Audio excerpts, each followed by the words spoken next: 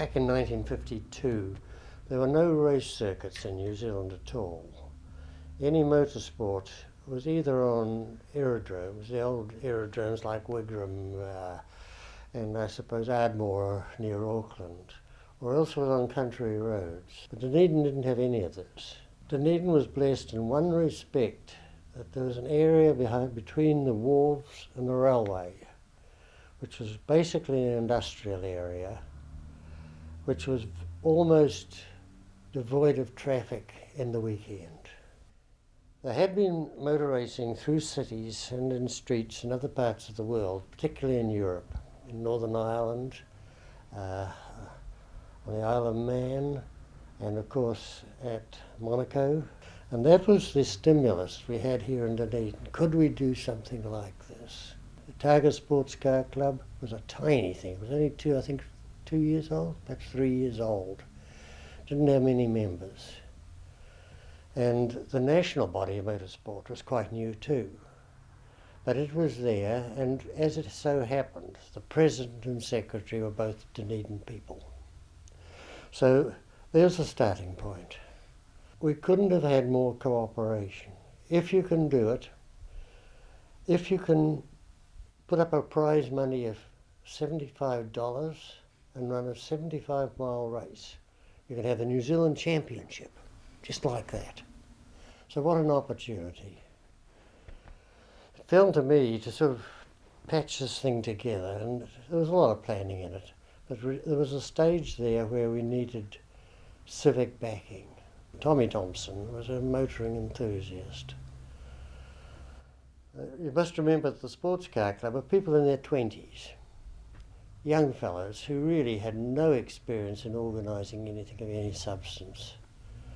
So we buttonholed Tommy Thompson and said, would you be prepared to chair an organisation to run this huge event for a New Zealand Championship for the first time on the streets of a city in Dunedin? And he said yes. So Tommy and I went along to see the mayor then, Len Wright it was, and later Sir Len Wright. And we said, we've got this idea. We need the cooperation of the city to be able to do it. And we described what we had in mind. And he said, what a wonderful idea. He said, what do you need from the city? I said, we're not sure yet. He said, so wait a minute. And he called in the town clerk and the city engineer and the city traffic chief, which had its own traffic department then. Mr. Thompson here, Mr. Oakley have this idea to run this thing. You will give them every cooperation they need. Now go away. And that was how he operated.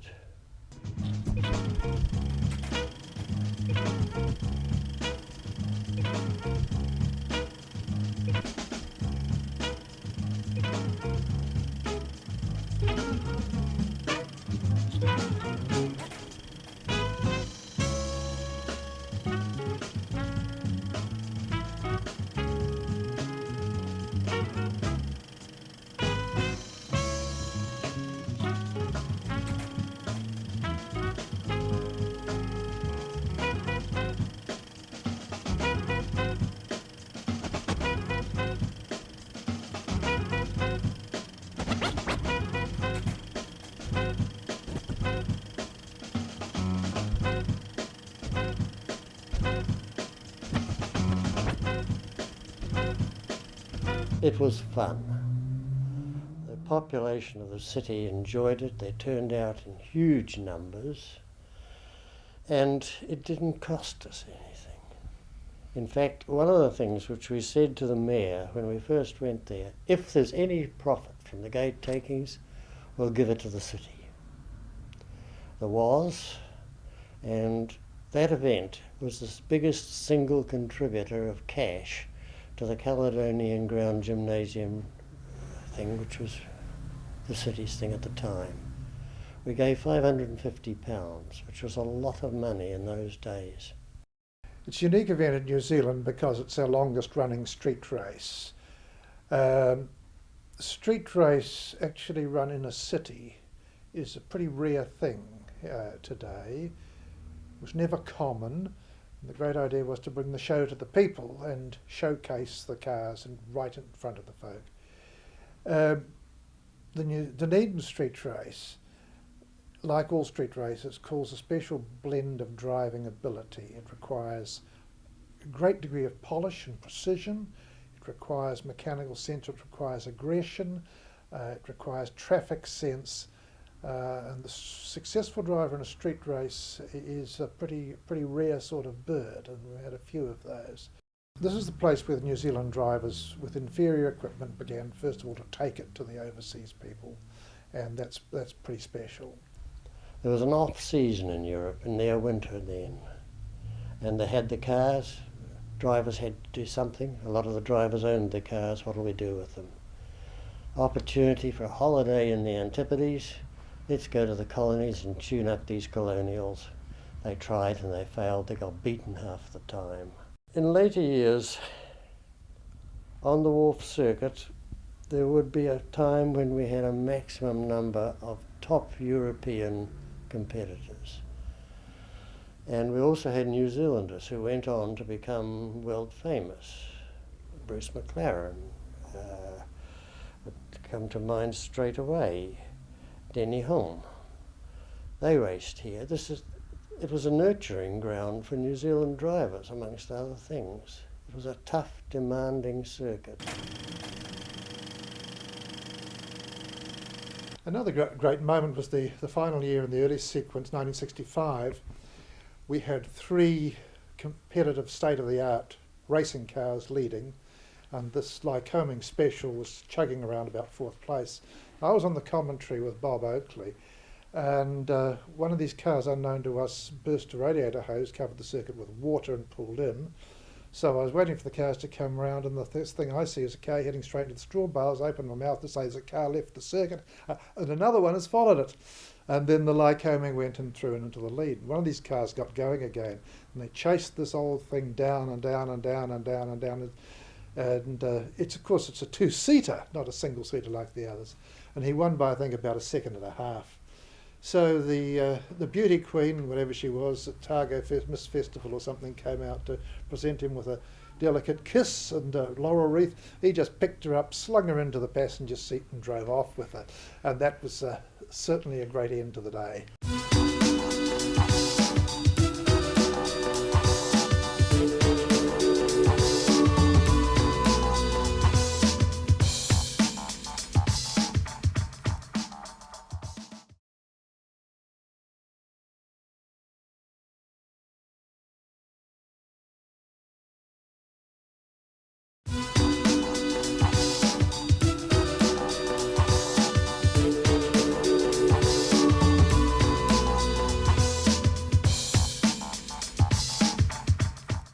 This is a race that I used to read about before I started racing, more or less. So I never got a chance to race here when I was a young fella coming up through the ranks. And to come back last year and again this year is terrific. It's a good social event.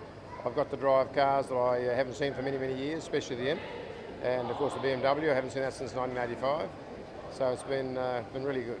This was originally owned by a gentleman by the name of Brian Patrick. And he was an English chap that came over and lived in New Zealand, and he specialised in Hillman Imps, serviced them as road cars. And he built himself a racing car, and he was of the Mormon religion, and he couldn't race on Sundays. So what he'd do is he'd practice and race the car on the Saturday, and I'd race it for him on the Sunday.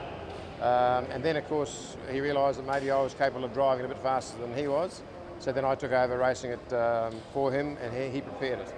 And I think we had virtually 2 or 3 cars overall over about 3 or 4 years, and it was in a class that was dominated by minis. And of course, it was quite refreshing to see a Hillman Imp winning some races and being competitive. The 635, when I went to Australia in 1975, I sort of was a racing driver over there in various cars. Now, in 1983, I was asked to join the BMW factory team, which is run by an Australian great by the name of Frank Gardner. And in 1985, we ran that particular car as one of the cars in the championship, which we won in 1985. And so I had a great relationship with the BMW up until 1988, and then moved on and did other things. Well, that particular car, I really didn't know where it was, because I didn't sort of follow it through when it was sold. And it was sold by someone in Australia who raced it, then eventually disappeared. And Jim Bolt, gentleman from Queenstown, bought it and restored it back to what it is today, which was as I used to drive it. And then in 2006, when I got asked to come back and race at Dunedin, they said you can drive the 635 that you raced in Australia and the Hillman. So it was good. Yeah.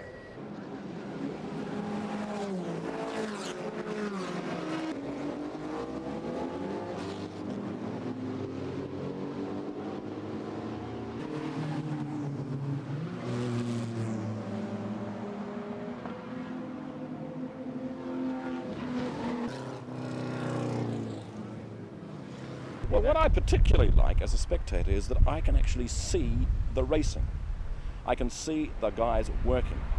I can see people who mostly are amateurs, as it were, really trying very hard, but at the same time, not with this most extraordinary, I don't know what it is that has now overtaken motorsport.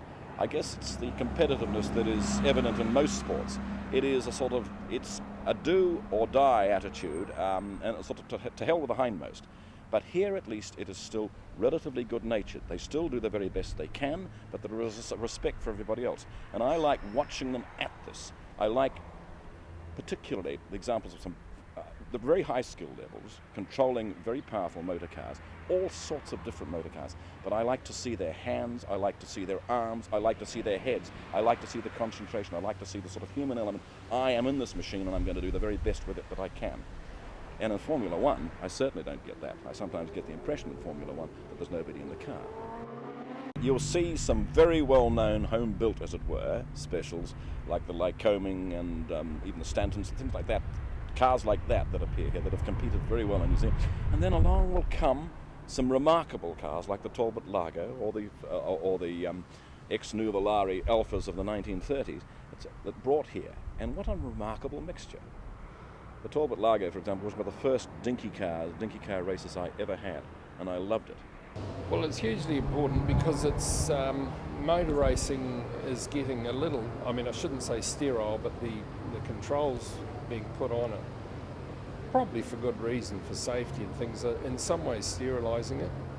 And I think this is the kind of meeting where we lift that sterilisation off it and we see real cars racing on real streets. I think long may it continue, and I know the organisers are adamant to keep it going because it's getting harder and harder to organise these, and therefore these sort of street events, therefore to me they're becoming more and more unique, and there may come a point where they become impossible because of regulation to run.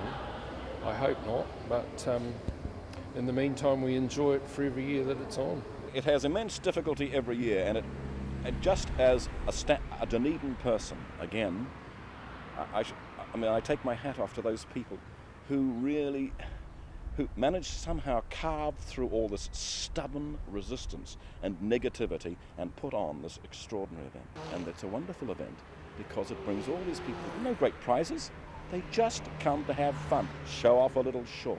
You'll come here and you'll see cars you won't see at other events. You'll see people coming from overseas. Now that's a testimony as well.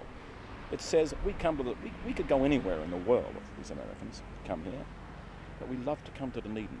Hospitality, great days racing, good people, right attitude. There's been an awful lot of talk about safety, and the bureaucracy of the sport and everything else is bound to sort of take as a prime requisite the safety of the public. Now, this can reduce the spectacle. The beauty of street races, internationally and everywhere, is that you get close to the action and you can see it. You can look down into the cockpit of the cars and this sort of thing. That's got more difficult with increasing emphasis, I suppose, socially on safety of the public, and legislation comes in all the time. You're not allowed to make mistakes much more in life. But in over 50 years and probably 40 street races in Dunedin, to my knowledge, there's never even been a spectator frightened. The spirit of this event rests solidly in those people who have invested an enormous amount of time and effort into it. There have been guys like Bob Oakley, who've been here right since the very beginning in 1953. And for some reason or other, they get older. And obviously, things are more difficult to do, but they never lose their enthusiasm for it because they love it. And it's only that has sustained it. Dunedin people should, in fact, have great affection for this event. It is absolutely unique. It is unique because it's good natured, it's unique because it happens, it is unique because they get to see all sorts of different cars of different eras, all on one particular glorious day. And Dunedin, of all places, needs unique events to sustain it. Recently, Wellington and Auckland have tried to run street races. They haven't been able to do it. I believe Hamilton are going to, with huge efforts by the civic authorities and the population. So Dunedin has a very precious thing indeed.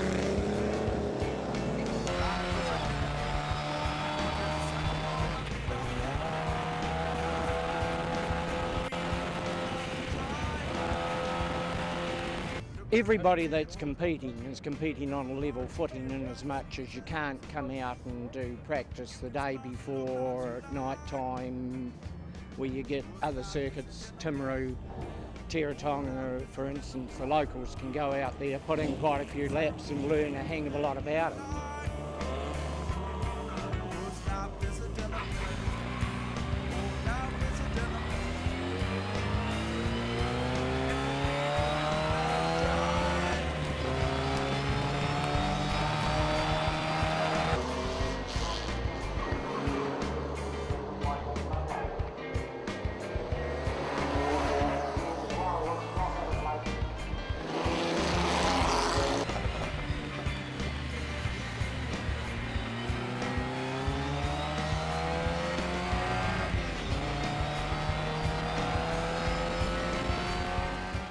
It's a tremendous undertaking for the local lads to get the whole thing up and running. You know, as you might have seen, the workload's horrendous from a lot of people prior to likes of raising money, setting up the circuit, getting barriers built and installed, and that.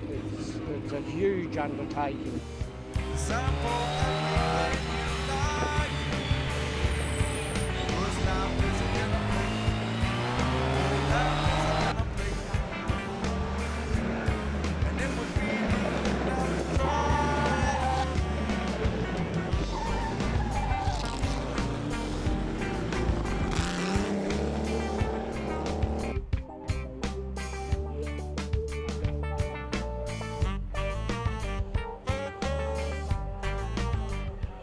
It's a wee car that doesn't mind the odd bump on a circuit and that, because it's got very old type suspension, which has got a lot of travel. So, you know, some of the other cars are jiggling all over the place, and this is feeling quite stable. You've pushing it hard for a win, or just No, I'm here for the beer and the burping, frankly.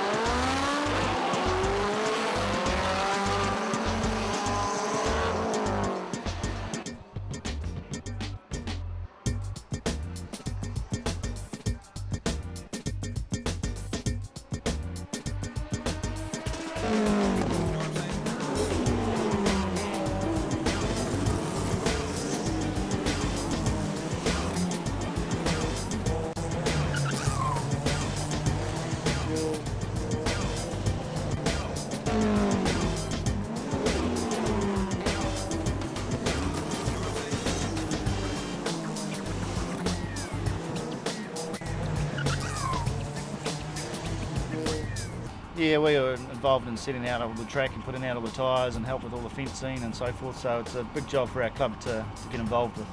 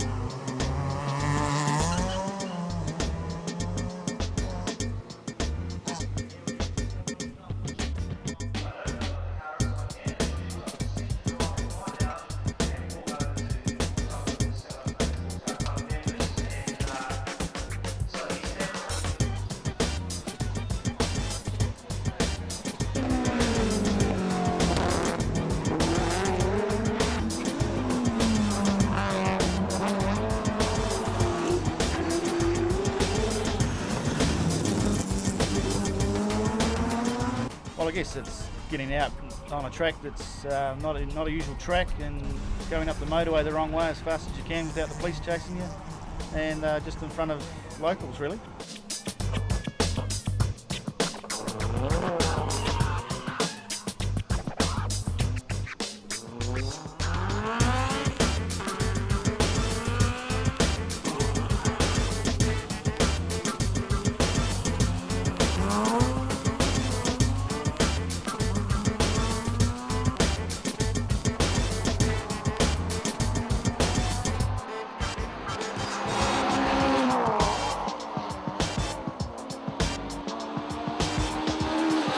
It's quite difficult really because the car's not set up and I haven't got any gear to change it to set it up, but we're mainly out here to get in front of our home crowd with our sponsors and show them off to everybody.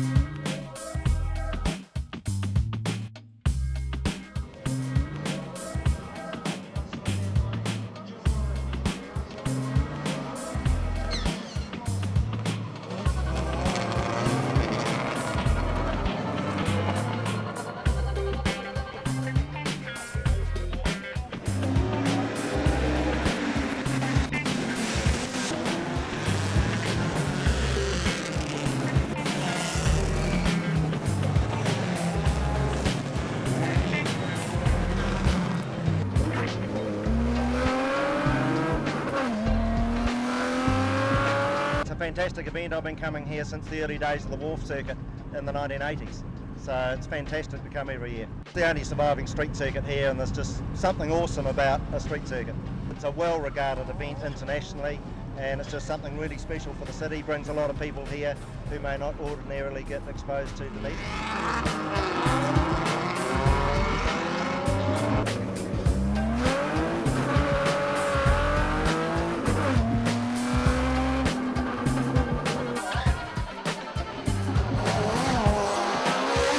We all say it's good fun, but when the flag drops, everybody's pushing it hard. There's a lot of fast cars in this class though, so we only expect to be running midfield.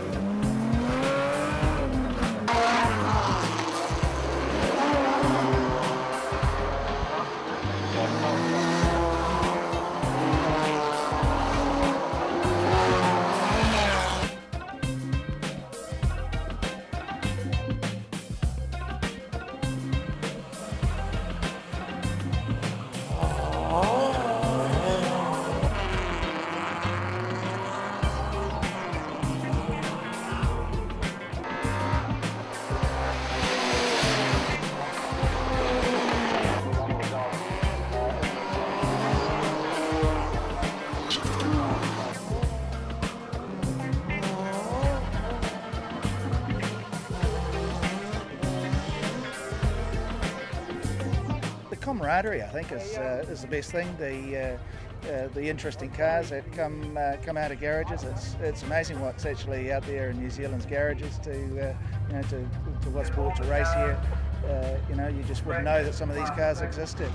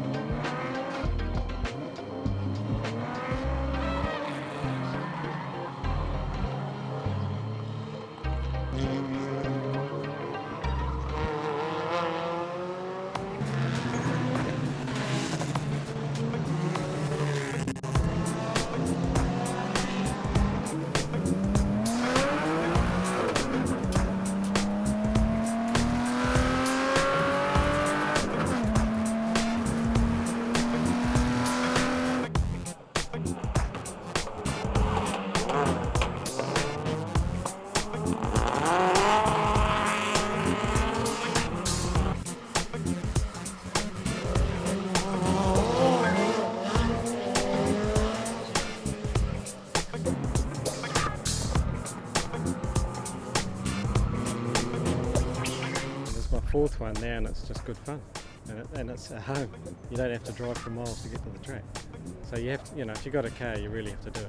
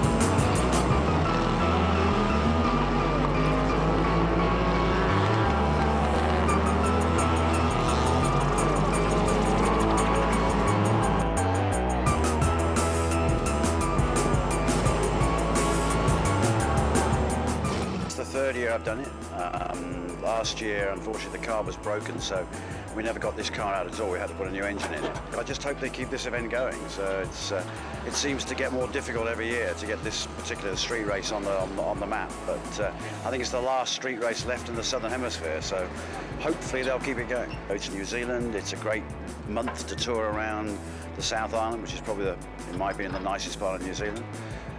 So it's a great combination of fun, holiday and motor racing.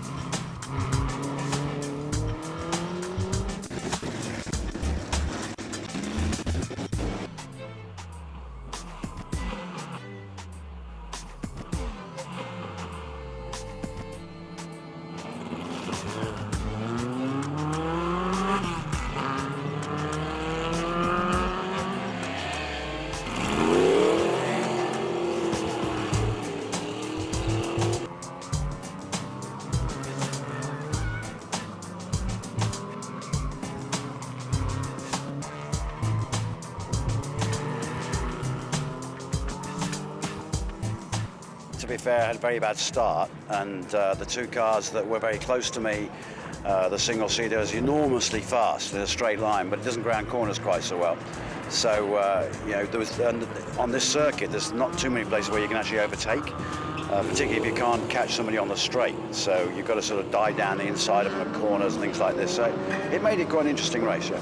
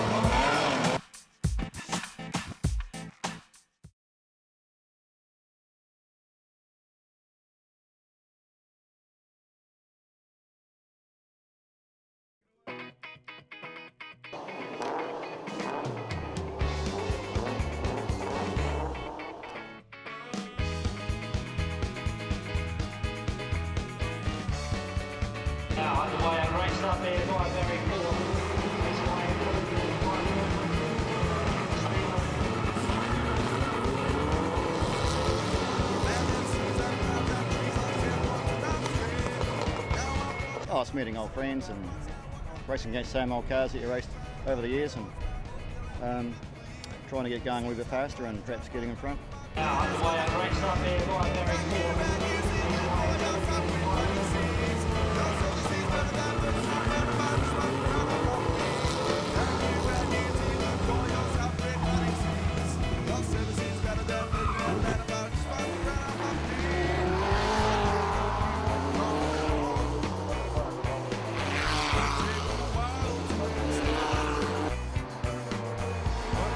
Open wheelers, it's the only way to race. Yeah, out in the open, no mud guards.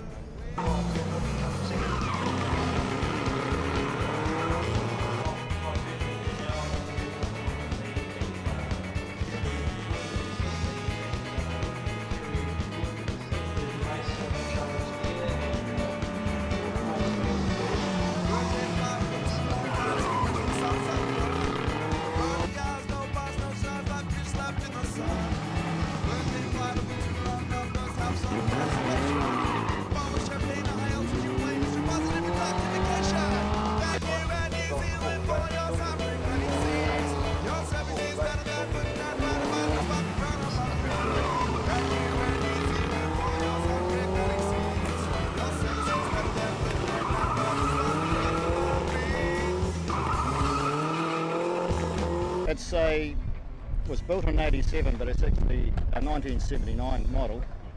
In the 90s, John Douglas raced it competitively and won some New Zealand class championships in it. And I've owned it for the last 14 years. It's going really good. I think I've got a few more 100 revs out of it, so yeah, it's going good.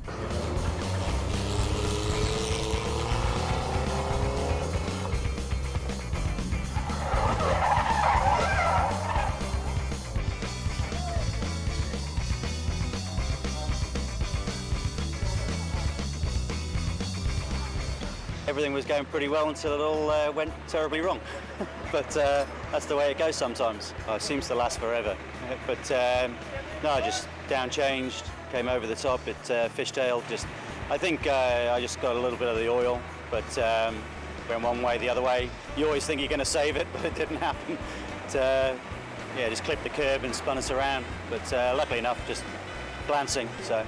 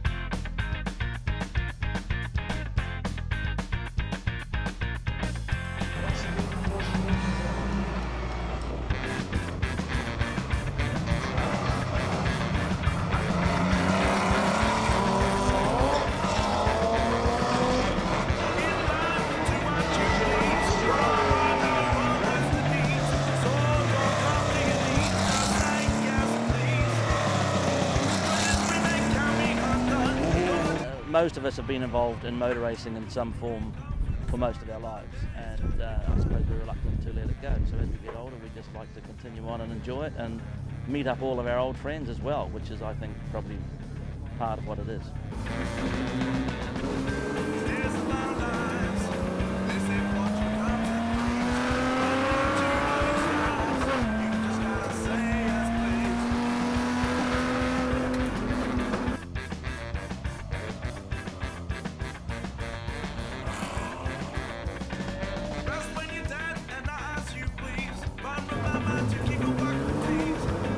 Circuit that there are places you can push on. There's definitely places here that you just have to go around. It's a circuit that you have to be very, very careful of. Take your time, give yourself a break, and have yourself to play.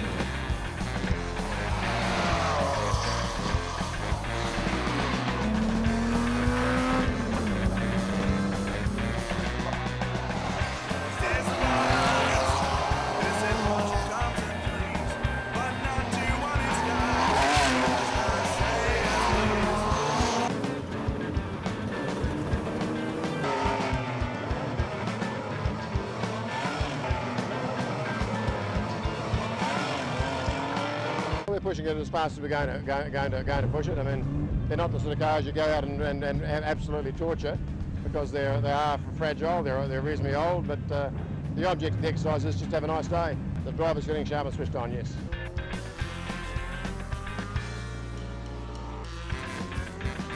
The car was built in England at the end of 1984.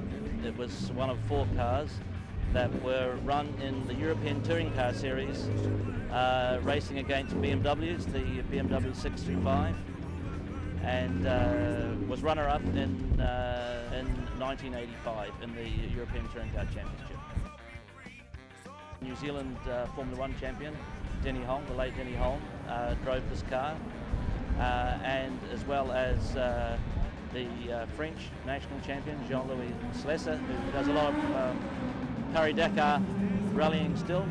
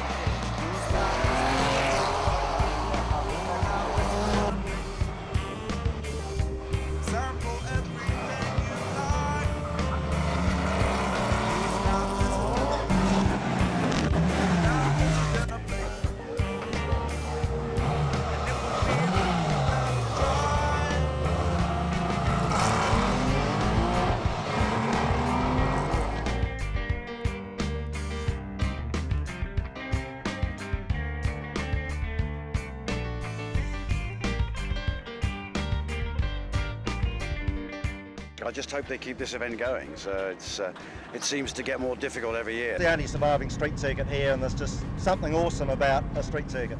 It's a well-regarded event internationally, and it's just something really special for the city. Brings a lot of people here who may not ordinarily get exposed to Dunedin. Dunedin people should, in fact, have great affection for this event. It is absolutely unique. It is unique because it's good natured, it's unique because it happens, it is unique because they get to see all sorts of different cars of different eras, all on one particular glorious day. And Dunedin, of all places, needs unique events to sustain it.